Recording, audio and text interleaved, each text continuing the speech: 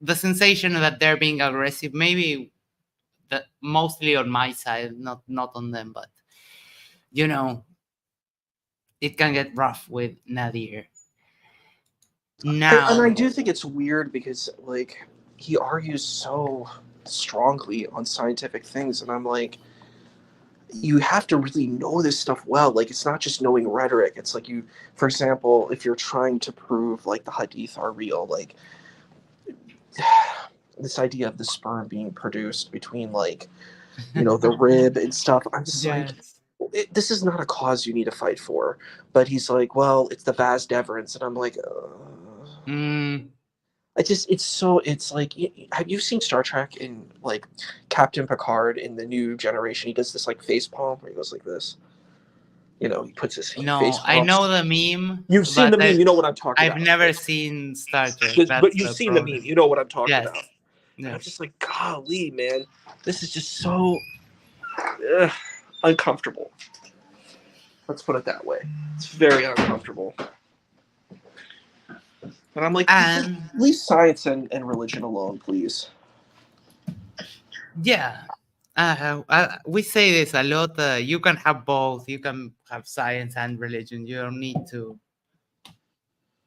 prove one or prove the other, or disprove one and disprove the other. That's not how these things work.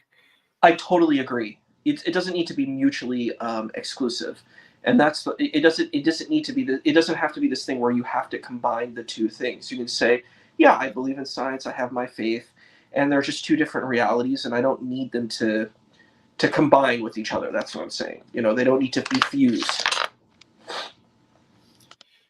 Yes, let's. Sure. What do you think? You helped him prepare a little bit to debate, so try not to spoil anything. But what do you think, Ocean? Uh, what do you think about him in general debating? What do you think he will bring for today? I feel that like Ocean and I are like best buddies now. Like being a part of this Matters Now family, it's like I'm gonna be very biased. I really like him a lot. We've had really great conversations. It's like we're you, Ocean, Dr. J. Like we have this little family that comes here every time, Earl, and we're all together. So I definitely have very high views of Ocean. I remember the first time we met at um, the debate con, and we it was really cool. He came and asked me a couple of questions, and I'm like, yo, bro, I'm cool with you, man. Like I'm cool with where you stand, man. And I really liked when we were talking about it, that you don't need to attack Islam. You could just say, look, I can respect Islam, but I don't need Islam to be necessarily religious. Um, Thus, I think that's a good position personally. And I think I'm not going to spoil it, but I think that's a cool thing in our kind of just light discussions about that. He's not going to take this really hostile approach, which I think is, well, I don't think he will take a hostile approach from my experience, which is good. We don't need to be hostile towards religion. Um, you can be peaceful and you say, hey, it's not for me, but I can respect where people are coming from with it. So with Ocean, I think as a debater, I've seen him with the flat Earth debate, and it was intense because like the gentleman he was debating was pretty intense. Just to put it lightly, I guess, a very intense person. With Which very one? strong. His name was Caleb. Oh, yes. He was quite intense. So I think I think he's very good, and just like even on all our kind of shows, like the game shows we've been on together, I think he's able to think very clearly and logically and methodically, and I think that will serve and help him. I think in his space with Nader is a great debater. That's one thing I'm sorry I didn't mention before. He is a good debater. He's very smart. He's very witty. He can retort everything. He's very good at that. He's a top tier debater when it comes to this. He knows the rhetoric well. He knows the conversation. I just wish he was a little more kinder and empathetic. That's what I wish for my dear brother Nader to instill that in conversations. You don't have to be confrontational. You can respect people and not put it down. Sometimes he does it, but I wish he would do it more. But I think Ocean he's really solid. I think it's going to be a great debate. I think Ocean and Yes. Nadir are great debaters, so they're going to have a good conversation. Yes, and I have high hopes for Ocean doing good. I think he's prepared well, and this is a subject that he can argue with pinpoint accuracy. But Justin sent a message, said that you mentioned everyone but him. Oh, So of course, Justin's included. Justin says I did hi. mention Hannah, and there are a lot of, and what's my dear Southern Belle, Robin Webster. Yes, I forgot Robin Webster too. There's a lot of everybody. You're included. All the folks. And the people in chat. There's a lot of great chats. There's like one who's named Tim Bob. He always appears. He's or they. I don't know what their gender is, but. Tim Bob's very great, and there's sanity forgotten or something. Threatened sanity. Threatened sanity. Threatened You have so sanity. many great folks who come up in the chat. So yeah, I have yes, to. And this is something Razor Robertson says. I believe the regulars in chat also feel the family vibe. It's awesome. Thank you very much for your message. Thank you for being here. And you mentioned her, and we invoke her. Hello, Robin. How are you? Hello. She says hello to me. Hello to you. Welcome everyone to the pre-show. We are discussing tonight's debate. And now we go into a little bit of predictions. What do you think Nadir will bring up today? Have you heard him on this topic before? Yeah, I'm pretty well versed with Nadir's work, Mr. Nadir Ahmed.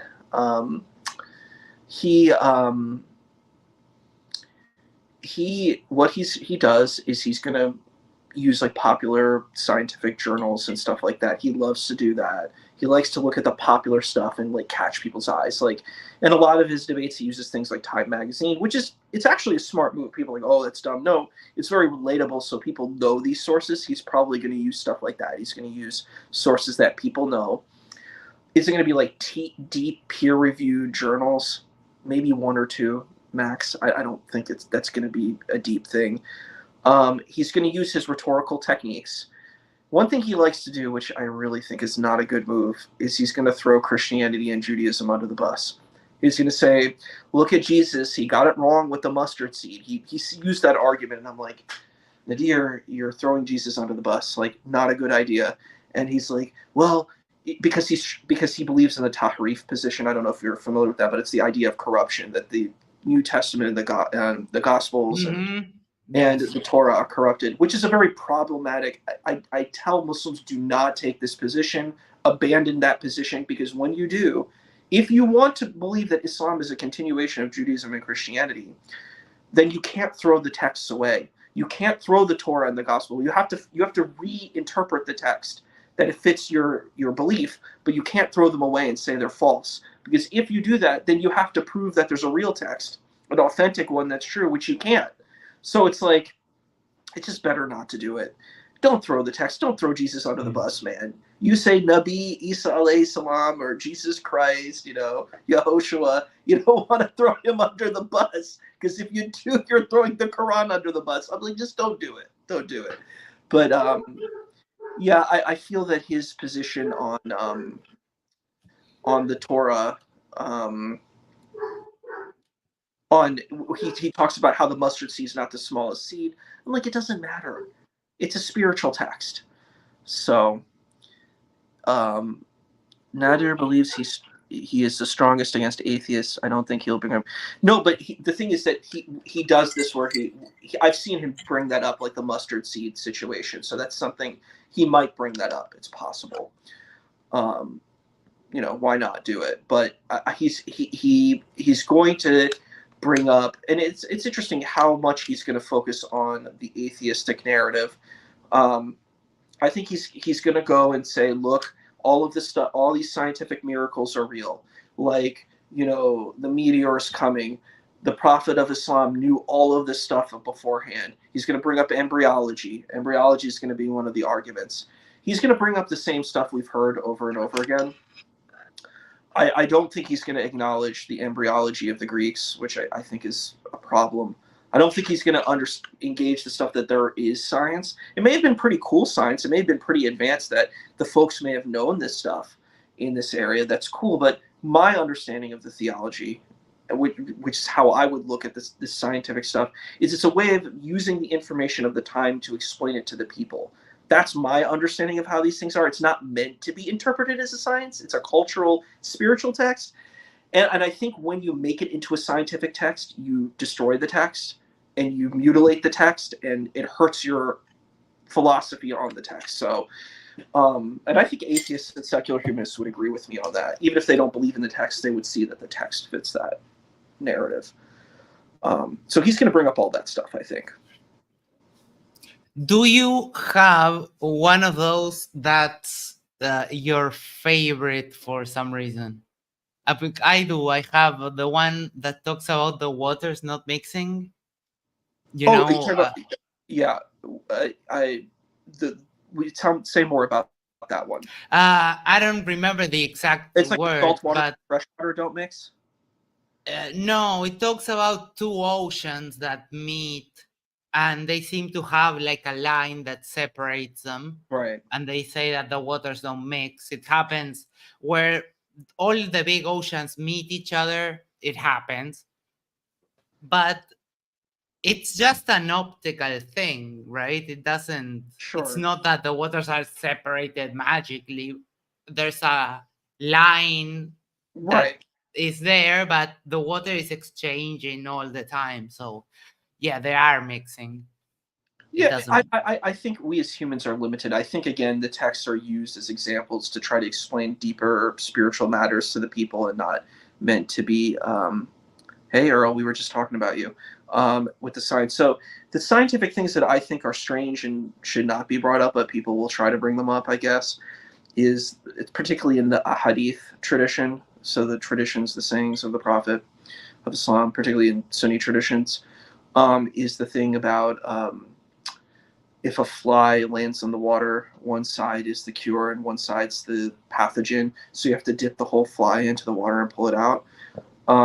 Just to me, that's like super gross, and I will never do that. Like, if a fly lands in my water, I'm like, you know what? There's a beautiful plant here. You can drink the water. I'm going to feed the plant now. I'm going to take the water and feed the plant because I'm not drinking it. I'm just being honest with you. That's where I stand. I will not drink that water. That's just me. Maybe I'm a little bushy, but I'm not going to do that. And there's another one too that's kind of strange. It talks about like physical intimacy. I don't know if this will demonetize, so I'm trying to make it not so graphic. But the physical intimacy between a male and a female, in like a heteronormative relationship, whoever, how do I say this? Whoever gets aroused first, whoever emits fluids, I think that's the way to put it. Whoever emits fluids first, the child will look like the one who emits the fluids first. So that's a tradition, and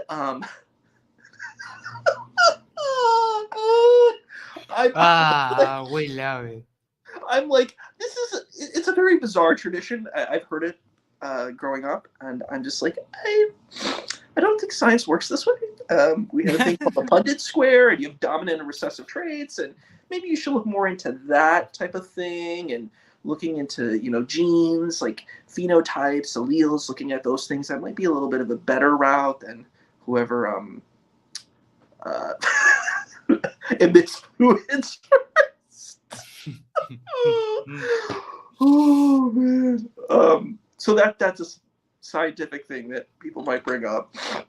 I think it's just a way of trying to explain things, and I think people take this stuff so seriously. And ancient Muslim philosophers didn't do this at all. You know that? Like, they did not do this scientific theory. This is very new, and it's very bad. Like, it's just very bad theology, and it just doesn't work. And then it makes people like who are like really big into scientific theory, they're just like, they get like, they're shaking their head. They're like, dude, you're nuts, man. Now I think less of your religion. Like, you actually hurt your religious da'wah. You hurt like getting people to like respect your religion. You're like, dude, you a fool. You have to look, for example, Christians tried to do this for a while, but then gave up, and they don't do this anymore regularly. Hold the view that the Bible is somehow scientific. But I seem to remember this coming up a few years ago, a little bit, but it doesn't work. Debate starts at 8. Okay, we're getting info from the production team. Cool. All right. Yeah. It doesn't work. I agree. It's just it's not going to work. Yeah, and now let's see. If you know, try not to spoil.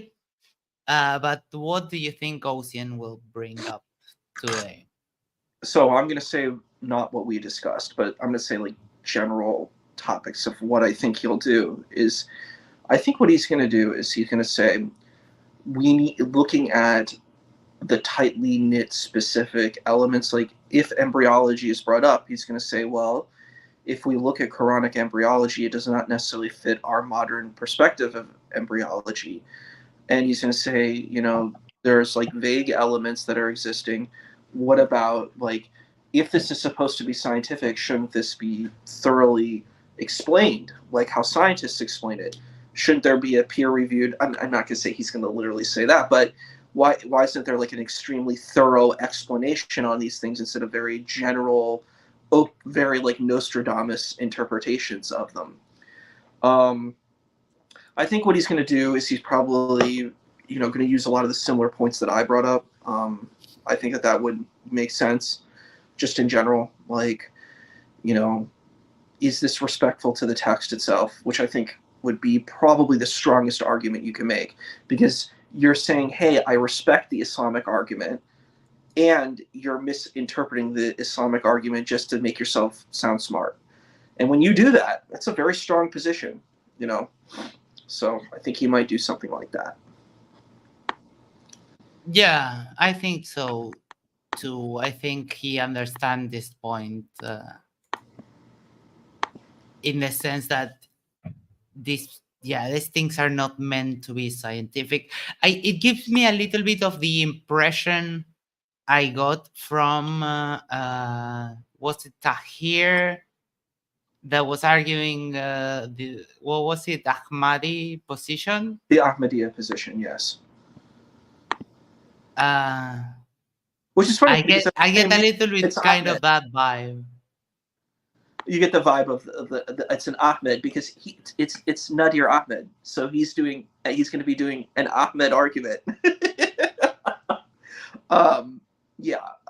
But I get kind of that vibe, like, okay, you're reading this that everyone understands this way, and you're putting it some really weird spins into the text just so you can justify or potentially try to justify it a bit more. And I don't know, I always find that a little bit weird in a way. It is weird, because what it's doing is because the thing is, you have faith, so you've got to prove that what you believe is true. It's hard for certain people to adapt and be flexible in their way. If it is from Allah, why would he give wrong advice? Yeah, well, and the point is Allah in the Quran teaching science? That's the question. The premise is, are we assuming that it is science, or are we taking the premise that it's teachings of the time to help explain its common understandings of the time, or maybe even semi-advanced understandings of the time, to help communicate ideas to people? He finished the idea in the next message, because he says errors means not from Allah, which well, as an atheist I can share, but I don't know.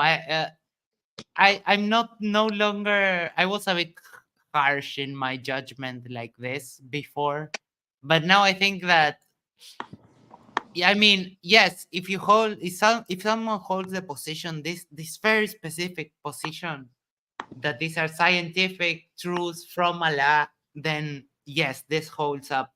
But most people don't take this position. Correct. So I don't know. You can still have both. I think so. I think that you don't. The point is, are you looking at, is the text scientific? Now, if the text is not scientific, you don't face these problems. But if the text is scientific, then you do. If you're trying to make it science, and that's the problem of where I think Nadir. This is the same problem that I see with a lot of Muslim apologists. I'm like, brother, you can't do these things. You don't understand the ramifications. You're getting a quick win for a giant loss. Because like the idea is, you're saying, well, I'm going to take down Judaism and Christianity, like Daniel did. I'm like, Daniel, if you attack Judaism, you attack Islam. You can't get away with that, because Islam is predicated on Judaism. It is predicated on all the Israelite Hebrew prophets. If you say that this Hebrew tradition is false, then you are saying Islam is false. Then you try to say, well, Talmud. I'm like, dude, the Talmud is in the Quran. Like the stuff that's from the Talmud you see in the Quran. So I'm like, you can't reject the Talmud either. So if you want to play these games, you're going to face a huge loss. With the situation of trying to make the Quran scientific. If you do that, what happens is science changes. Science adapts. Science, why can't you what? Why can't you do what you were saying the Muslims do? Oh, Ignore or bash, attack the previous text. Because what it does is it makes your whole position collapse. Your whole position will collapse because you're attacking your own foundation. It's like doing controlled demolitions of the base of your house. What's going to happen to your house? It's going to collapse. So you can't destroy your own foundation. You can't shoot yourself in the foot, because then you can't walk. You know what I mean? So it's the same thing. So with the science argument, the thing is, science has a certain way that it operates. Scientific theory, hypothesis, getting data, analysis, all of these things, they work in a certain way. And if you try to say, well, here's this very abstract, I don't know if I want to use the word generic, but like it's very like ambiguous. You have this ambiguous literature that's trying to convey a spiritual idea. And then you're just saying, well, this ambiguous thing means what I want it to mean. Well, oh, there's my dear Rahman's watching. Hey, Rock. Yeah, it's like the idea is, if we take this position, there's a consequence that you face when you do this situation. You make the Quran become you subject it to this thing where people can scrutinize it, and that hurts you. That will hurt your narrative and hurt your tradition. Because people say, well, I actually studied science. I've studied biology and biochemistry. This stuff you're saying, it's not real. It's not true. So you know what? Not only is it not true, I'm deeming the Quran as false and not true. Is that smart for you? And especially if you're not a scientist. You know? It's funny, yeah. Rahman posted she studied biochemistry, so she about this. The person who you posted. Yeah. I said because biochemistry was what I wanted to do in college, but I couldn't. So yeah. Biochemistry. I like it. So I mean, like, this stuff is complex, it's hard, it's it's difficult, and you can't play this kind of you're playing high and fast with difficult concepts that you can't really play with. And that's what they're doing. They're playing those kinds of things, and that doesn't work. I have a sort of a joke question, but not really. Go ahead. Please ask. Will Nadir come to the after show? That's what all we want to know. I think we all would love him to come, because then we can have a real dialogue about these things. I would ask him questions on this. I'm like, do you really think this is a smart strategy? This game of playing that the Quran is scientific, and then you saying that the New Testament's not scientific, and then making exceptional claims to the Quran. Is this a smart strategy? Like, are you really qualified in doing this? Like, is this the smart thing for you to do? Because it's going to hurt you in the foot if you're shooting yourself in the foot if you're doing this, if you really don't know this stuff, so. Yeah, I have seen him on the side chat of the last couple of debates making little quips about people running away from debating him and those kinds of things. And it seems a little bit childish to go around doing that. That's come on, Mr. Nadir. Yeah, Please. and running away from what exactly? What's being Yeah. away? Like that you don't agree with these types of situations, like. No, well, on his last debate, he was making these claims that the atheists are running away from this book and the scientificness or something like that of it. I don't know. It's like, can you But I mean, you like, can be a little bit more graceful I agree. on these things. I agree. And I would also add to that point is, does he have like a strong background in science? Like, did he go and do the work? Studying science is hard. Like I took a college class in anatomy and physiology, and it's really, really hard. Like they are really difficult, rigorous classes where you have to learn a lot of information. Not only like when you take anatomy and physiology, you learn like the anatomy. You also have to understand how like your body operates. You have to understand how each of these chemicals work within your body. So you actually learn chemistry too. Physiology is a lot of like biochemistry that you're learning, and it's hard stuff. It's difficult. It's difficult to explain. It's difficult to synthesize. So like using like quick, easy quips, it wins the battles, but it doesn't win the war. You don't actually win your argument. What you do is you make yourself look good in that moment. But when it comes out to the full entire spectrum of things, you don't come off looking as solid as you think you are. And I Yeah. respect science. I respect what we're doing. I respect this work, and I don't think we should just play around with it. Yeah. I mean, I do take it seriously, mainly because the people that argue for this will take it seriously, and there's so much nuance to knowing exactly why these claims are not correct or why it's possible that maybe they're just not considering other possibilities. Because right off the bat, when presented with some of these claims, I can usually give an idea of multiple scenarios that I can imagine could have contributed to this something like this happening, which is kind of a big part of what these claims are. That this couldn't have possibly come without divine intervention, let's say. Which I don't know if that's a proper term uh, to Islam, but I don't know. It's I, functional. I hear you, Max, and I think the big problem with that is what we're doing is, and I think a lot of people in these theist debates, they don't take my position of humility. A lot of them take a very, I'm sorry, I have to say this, like an arrogant, egotistical position where they're saying, I know a lot more than I really do. We don't know this stuff. You're assuming a lot of things. You're saying God does this stuff. How do you know that? You don't know that. You can believe that, but how can you argue on certainty of knowledge on these types of things? Because you have to do that. You have to have some level of certainty where you're like, I know God intervened and God made things this way. I'm like, maybe you should just be humble and just say, hey, I don't know. This is what I understand through my faith. And I'm like, I can respect that position. Mm-hmm. That's a respectful position. But if you take the position, you're wrong, you're a dumb atheist, God made everything. I'm just like, brother, please chill. And a friendly reminder from Robin to click the like button and come back for the after show. We are coming up on 9 minutes to the debate. It doesn't really start on time, so we're going to give you a heads up. If we suddenly stop streaming, it's because the debate has started. So we'll start rounding things up. let's do predictions. Who do you think will take it today, and what type of debate do you think we'll have?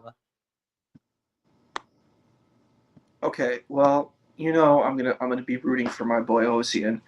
Um, I wish the best for Nadir, and I hope he's kind and nice in this debate. But I do feel that I just don't think Nadir has a good argument and good case. I've listened to his arguments. I think you need to know a lot more about science and scientific theory, and you need to have done a lot more work to even come to this. And I just don't like when Muslims debate science. Just don't do it. Don't debate science. You have to be a scientist, or at least be competent in science and have done the work to do it. Do the work first. Have humility. Do the work. And yeah.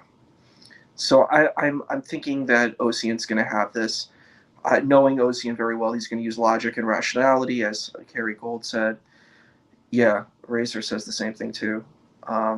So I think that it's just I hope it's peaceful. I hope it's not going to be hostile. That's what I'm hoping for, but I don't know. I just don't want there to be we don't need blood and guts and gore on the floor. So yeah, I think Ocean is prepared enough to have a really good debate. I don't think we can. I mean, I don't. I'm hoping for to be a nice, calm debate, but there's a chance there that things will get heated with Nadir. And welcome, Mark Reed, to the stage. Hello. How are you? Last minute entry. Yeah, I just got up. So hey, how you doing? I had to drop on. Max, I had to drop on to see you. How you doing? Pretty Lisa, good. good to see you. Good to see you both. Mark. Well, I'd like to see if Nadir brings something different or some other sort of angle to this. I would like that. I don't have high hopes for it. It seems like he does do the same sort of arguments again, but I would like to see him bring something new to the table.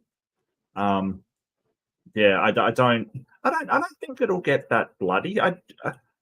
Ozin doesn't really get that heated unless somebody really provokes him. I've only seen him really get heated a few times, and that's usually when someone is being, absolutely terrible to him. So I think he's going to be fine. I think, he's going to be absolutely fine. Yeah. And Carrie World One says, thank you for doing the pre and after shows. Always enjoy the combos. Thank you for being here. We enjoy them too. Yeah, and we have a message for you. Hey, Mark, great debate breakdown with Ember yesterday. That was a great watch.